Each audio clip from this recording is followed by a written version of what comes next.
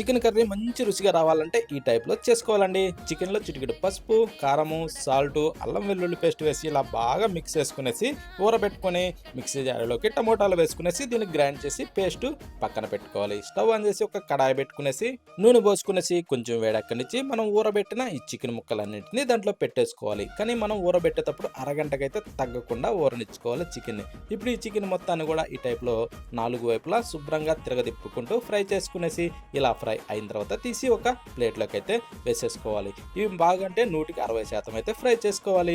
ఇప్పుడు అదే నూనెలో అల్లం వెల్లుల్లి పేస్ట్ వేసి కొంచెం వేగనిచ్చి టమోటా పేస్ట్ వేసి తర్వాత కారము, ధనియాల పొడి, జీలకర్ర పొడి, మిరియాల పొడి, సాల్ట్ వేసి ఇలా బాగా ఫ్రై చేసుకొని పెరుగు కూడా వేసి ఇలా కలిపిన తర్వాత ఫ్రై చేసిన చికెన్ ముక్కలు వేసేసి తగినన్ని నీళ్లు పోసి ఆ తర్వాత కసూరి మెతి, గరం మసాలా వేసి పచ్చిమిరపకాయలు వేసి ఇలా బాగా ఉడికించుకునేసి ఇప్పుడు కొత్తిమీర చల్లుకొని వేడివేడిగా సర్వ్ చేసుకుని తింటే సూపర్.